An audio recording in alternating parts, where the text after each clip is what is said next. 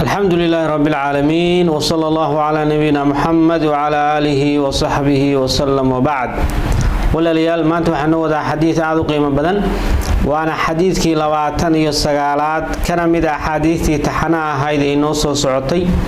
وحرسولك لي صلى الله عليه وسلم حسن الإسلام مرء تركه ما لا يعني النبي يقول لي حسن الإسلام مرء روح إسلام نمديس وناجد وحا كمدا روح وحا إسلام كيسو كو عنانيا روح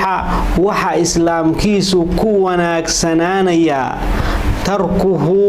إنو فراها كقادو ما لا يعنيه وحن دنتي ساهين وحن فائدة لهين الدنيا آخرة oo lagwiya oo lahwiya oo cayaara oo mala yaaniya oo waqti lumisa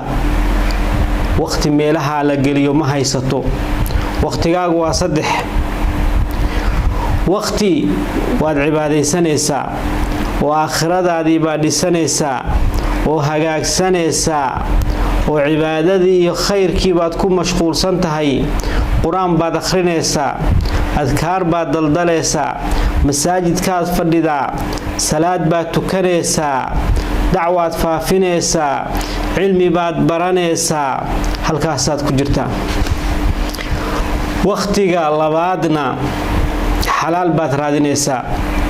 waad shaqaysanaysaa waad ganacsanaysaa waad beeranaysaa waad falanaysaa waad xamaalanaysaa wixii xalaal oo ilaahay kuu baneeyay baad raadsanaysaa waqtiga saddexaadna waad nasanaysaa waad hurudaa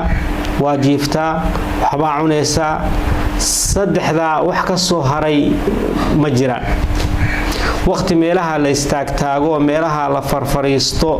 oo fadhi ku dirirka lagu dhameeyo oo sheeka balalay lagu mashquuliyo ruuxa muslimka ma haysto wax ka qaalisan baa u yaal walaalayaal xadiidkan waa xadiis saxiixa sii sheer gareeya sina faafiya walaalihiin gaarsiiya wajazaakumullahu khayran